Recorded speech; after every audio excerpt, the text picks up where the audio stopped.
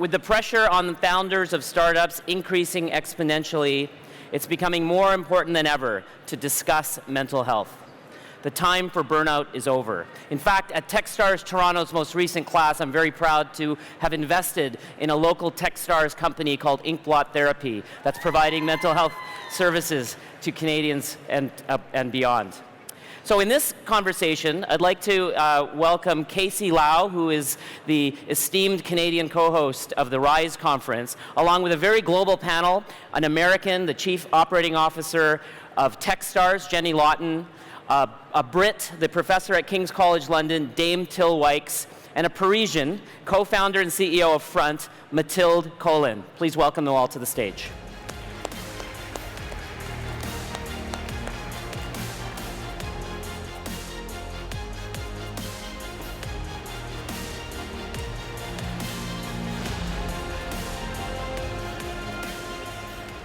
All right. So I'm very excited about this panel. We have a mental health panel from 3 different angles. We have the entrepreneur, we have the Global Startup Accelerator Fund, and we have the professor that's in charge of this. Ladies, let's start off with, how do you recognize burnout? Mathilde. So I can tell you some of my story and why I'm here. So I'm the co-founder and the CEO of a company called Front. We have 120 employees. We're in San Francisco and in Paris. I started the company 6 years ago. And I've always been someone pretty happy and healthy. And then 2 years ago, something happened. So one, I had been working on the company for 4 years, which is draining. 2, my co-founder was diagnosed with a cancer. And it was late stage, pretty bad. So the following weeks, I spent my time running the company, pretending that everything was fine, and then being at the hospital in San Francisco because his family and friends were not here, pretending that everything was fine. And I did that for a few weeks. Then one day I woke up and literally I couldn't go to work. Like just and I feel like I'm someone pretty strong, but I couldn't. So I saw a doctor, then ended up going back to France. And so I would say that when that happens to you, it's pretty obvious that you're burnt out or you're suffering from mental health issues. And so, telling how it feels is pretty obvious. I think the interesting question is, what are the things that can predict or tell you that you're about to burn out? And I think, like for me at least, I know that I have my professional life and it's super intense, and I have my personal life and it's pretty peaceful. And the moment I can't enjoy my personal life and I can't find peace is the moment I know something is going wrong. Because if I was just analyzing my professional life, it's chaos all the time. So I'm stressed, I'm hungry. So at least for me, I obsess over the indication of something bad might happen. Till, you told me that your family notices when you burn out, not yourself. Yeah, I think I feel a bit of a fraud on here because I've never felt I was burnt out. But actually, my family certainly noticed me getting more cranky and comment on it and say that, you don't have to be so irritable. And I think as soon as you notice that, you really have to step back a bit and think it's not your family that should be getting that kind of irritability. But being burnt out can mean a lot of different things to people. Certainly, if you notice that you're feeling really, really tired all the time, or if you feel you can't get enthusiastic about work, or you have, your motivation for doing things, anything, not just in your work life, but in your personal life, I think that's when you need to think, is this signs of an unbalanced work and life? And I think that's really important. But for me, I think one of the issues is that burnout is made up of 3 things. One is emotional exhaustion. One is feeling sort of depersonalized. That's when you get cranky and irritable. And the other is, those are the 2 negative sides. But on the other hand, there's a kind of balance of personal accomplishment. So for instance, if you're at work, Mathilde, and you're working really fast and hard, you still have a feeling at the end of the day that you've got some personal accomplishment. And I think that's really important for occupational burnout. It's absolutely vital that the job you do fits in with your values and you feel like you're accomplishing something. Yeah. Jenny, how many accelerators does Techstars run globally? At least 42. Right, so how do you deal with all that, and how do you recognize burnout? I think I recognize burnout in myself personally when I'm not terribly nice to everybody, and when I up my coffee consumption over 5 cups a day, or maybe 5 cups in an hour. I also think that when I feel more superhuman or feel really low, I think that those are both signs that there's something off kilter. I think that what we see with our founders and in programs is that when the level of anxiety crosses over into the irrational space instead of the rational space, which I think is something that you can see externally more than what someone can see internally, that's a good sign that someone is in a burnout state, and they need to, the job is to try to figure out how to get them out of that place and give them some space to bring the irrational and irrational back into balance. Good. All right, so I want to talk a little bit about how do you fight burnout. So for me, I found out that I actually do need an 8 hours of sleep. I think that is a big thing for me, and also some sort of 20-minute meditation kind of thing to kind of bring myself back together. How about you as an entrepreneur? You've raised a lot of money, you have a big team, you've traveled between Paris and San Francisco. Yeah, so the problem is, first of all, there is not one thing you can do, and second of all, what works for me might not work for you. But it might still be useful that I share some of the multiple things I do now. For what it's worth, I think I'm much, much happier now than I was even 4 years ago. So, when something bad happens, it can also make you appreciate life so much more, and that's what happens. So I feel better because every morning I meditate. So I wake up, have a shower, 10-minute meditation. It gives me more headspace. I have a therapist, I have a coach, I talk to them every week. I make sure that I have my weekends for myself most of the time, and so what it means is I actually disinstall my apps, so my email app and Slack, from my phone so that I'm not tempted to look at them, and that way I have to be present with whatever I'm doing. At work, I also try to find some time where I can focus, so it's super easy to be very busy, and the problem is if you keep being busy at a point that will backfire. So what I do is every Thursday afternoon, I go back home and I don't have my phone, I don't have my computer, everything, I just have my notebook. And the only goal is to think about what I'm not thinking about. And that's really helpful for me because this time of focus prevents me from being all the time busy and notified by everything. So these are some of the things. I'm French, so I take a lot of vacation. And also when I'm on vacation, I don't work. And so when people are on vacation, I don't email them because I don't want them to email me. And we use Front so we can, collaborate behind the scenes. So these are some examples, but the main thing is it's a lot of things that will lead to a mentally healthy place despite your chaos and stress at work. And so you should try all these things. Yeah. Teal? I agree with Mathilde. I think that the problem is that things for individuals are not necessarily the same for every individual. I like my sleep. Yeah. We all know that those blue lights on the screen affect your melatonin and affect your sleep pattern. Don't necessarily follow my advice about putting away the iPad before you actually go to sleep, at least an hour before. But I know that when I've been on holiday and I haven't had one, I sleep much better and I'm much more comfortable. But I think one of the things for me is a bit like Mathilde, I like the idea of being bored. I think you then become more creative, so you actually stop doing the endless things where you feel you're achieving something and all you're doing is answering and creating more email. Yeah. And that's not a helpful thing to do.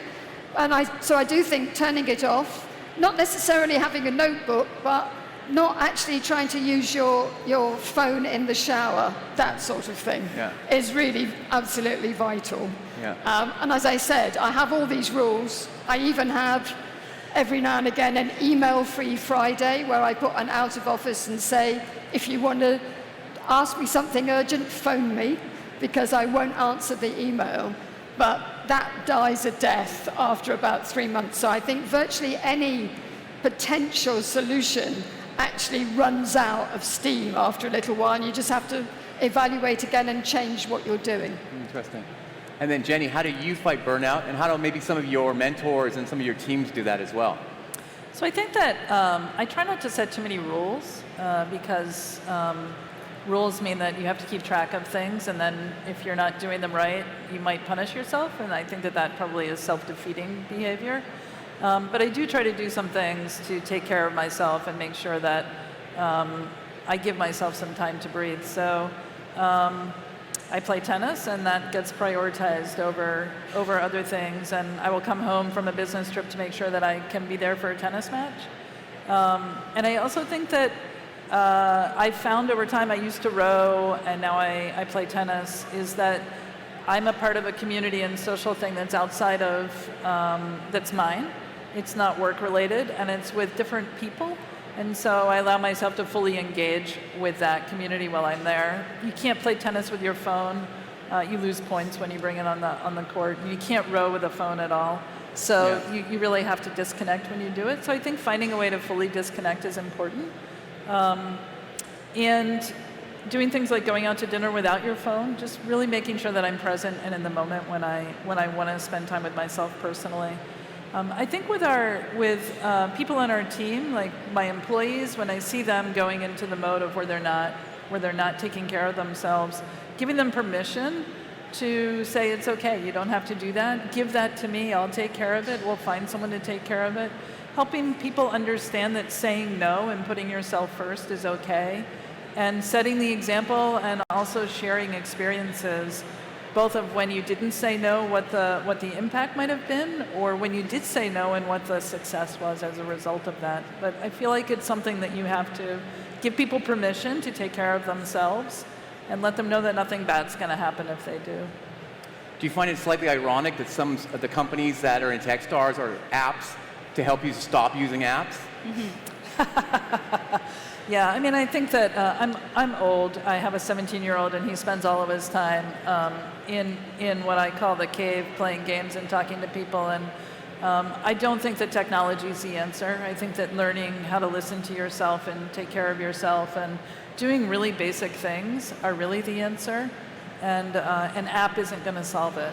But sometimes if you need help or you need help helping yourself, an app that might remind you of what to do, even my Fitbit that tells me to breathe. Sometimes in the middle of the night it tells me to breathe.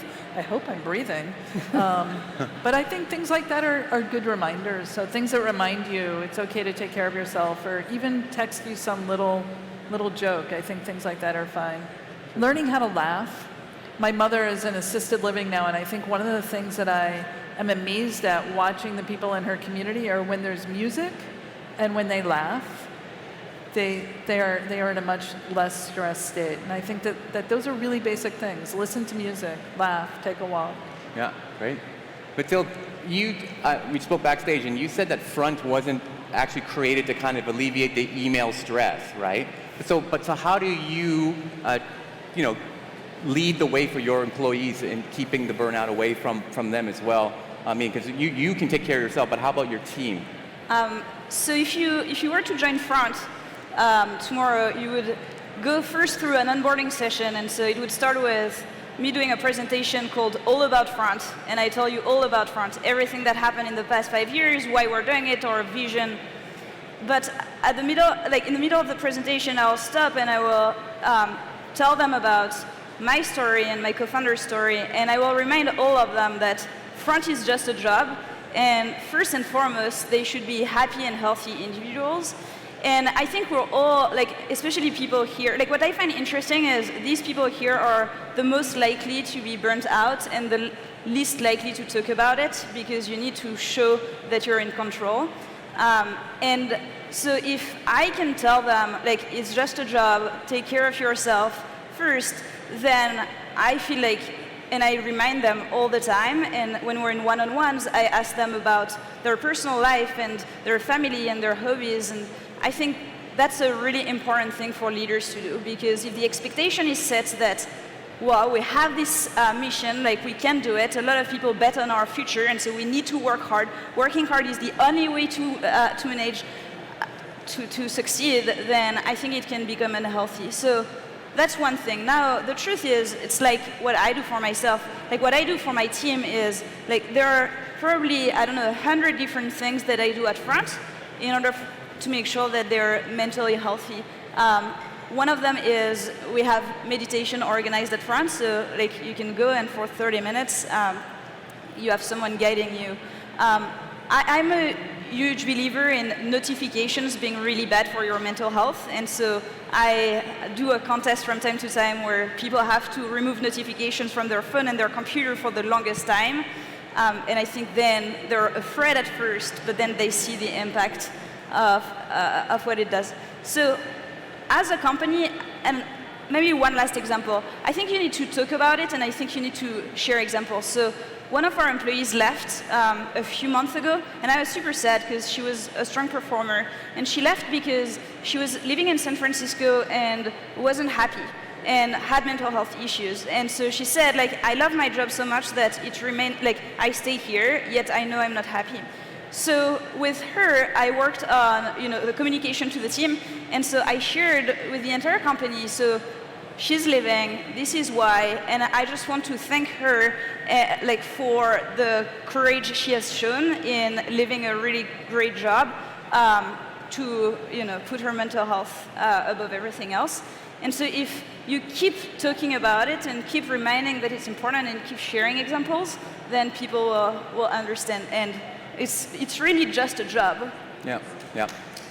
Yes, great. So Till, I want to ask you, there's a lot of early stage founders in the audience. They have maybe 2 or 3 people in their company. What are some things that you would recommend they start to think about to keep the teams stable and not going towards burnout? Because it's a really busy time at the beginning of a company. From your experiences, what do you recommend? Just some easy ways to get it integrated into the culture of the company. Okay, so one of the things that's really important for anybody's job is to have a sense of achievement and some control over their working life. So you need to delegate responsibility.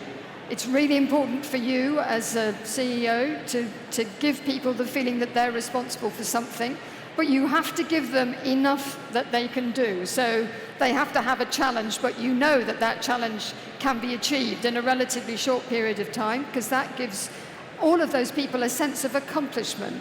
They know that they've achieved something, they'll be happy in their job. I often people who are starting companies don't want to let go of anything. They want to be involved in everything. You can't be involved in everything. You have to employ people you trust to get on with the job, and be the 10-minute manager. So you don't have to check on them every day. Check on them once a week. Give them a task, which is a 10-minute task once a week, and then check up on whether they've done it. It's only a week, for heaven's sake. You should also, I think, well, I said should also, because I think about myself, and I'm not a very good role model for this. But you need to make sure that people are not working all hours. If they're working 60 hours a week, are those extra 20 hours really achieving something? Now, every now and again, you do have to work really hard, but you need to know when the end point is. You can't be expecting people to work really hard forever. So I know that Jenny's going on holiday soon, so she's got an idea about when she's going to go. I know that I've got a week at work and then another high-stress talk to give, and after that, I'm going to be okay. So it's planning and having strategy so that people know when the hard times for working is coming, but then and they can work efficiently, and then they know that that's going to come to an end. So it's not a kind of forever thing, and they can feel they've achieved something at the end of a relatively short period of time. So you, as all of you feel responsible, you're going to be working those 90 hours. You're going to be sitting with your family in front of the TV with the computer up. Not helpful. Probably the things that you're doing at the time when you're trying to watch TV with the family and working on your computer, actually, they're not productive times. They're inefficient times. Better to think about doing something for yourself as well, so that you can then tell people that, you had a nice time at the weekend. Explaining the downtime that you have, finding peace at home. And peace is when you don't get elbowed by your partner saying, what happened in that then? Do you remember what happened at the end of that crime show? You know, who did it? Because the time you were always buried in your computer and probably on your phone at the same time as well. Yeah. I think on the topic of letting go things, one of our most experienced managers at Front did something recently that I thought was brilliant. So one person in her team was working too hard, and like she could feel like she would burn out, and herself has faced burnout before, so she knows what she's talking about. And so she forced her to take a vacation, and the person was like, no, because next week I have this webinar and then I have this partnership that's going to launch, so I can't do it. And she said, I'm just going to do all the things that you're supposed to do, but please take the time off. And she took the time off and then came back and told the entire office how wonderful it was. So I think as managers, there are tools you can use in order to force people, because they won't let go. It's natural, especially if they care about their work. Yeah, great. All right, so kind of wrap it up here. As you know, I'm based in Hong Kong, and I do a lot of work in China. And there is an epidemic happening there. It's called 996. So basically, people there, startups and entrepreneurs, believe in 9 a.m. to 9 p.m., 6 days a week. If they don't do this, they're not going to succeed. Jenny, how does Techstars deal with that kind of idea? I think it's a bad idea. I mean, I think that, you can't sprint a marathon, and if you're on all the time, you actually aren't able to sense what any context. So I think it's actually not the most effective way for people to work, and I don't think that I would support that. So you can't do things all the time and then expect to get high-level results. You don't build the muscle correctly, and you need downtime to be able to process and to be able to think and be able to come back with a reaction. And you need to do different things, so you can't do that all the time. It's not going to be a winning strategy. Do you think startups are going to implement some sort of in the HR function, or maybe in a chief health officer to take control of this kind of thing in the future? Do you think in the next 5 years you might see this more often in technology companies? I think you'll see it more often, partly because our younger generation spends way more time on screens and without any relativity of time and context of social interaction, and so don't necessarily have a sense of the boundaries. And so sometimes it does take someone to say, this is what the boundaries are, this is what's expected here. And then really ultimately you need leaders who are going to set the right examples and show that putting people first and that people matter, and that it's people who are working in companies, not widgets. And I think that is one of the most important things that has to happen. Yep. Till, will you be going to China more often to help them out with your skill set? Well, I agree. I think it's that often these setting up a company and running with it is actually it's not like a sprint, it's not like a marathon, it's a series of hurdles that you have to do, and you just have to know, again, when the end point is, when you can have downtime, when you're not always on the computer, because the downtime is your creative time. Yeah. That's the time when you have good thoughts about where the next thing is going to be. If you don't give yourself that time, you're never going to be winning. Yeah, great. Okay, that's about the time we have. Thank you to our panel. Thank you. Thank you. Thanks.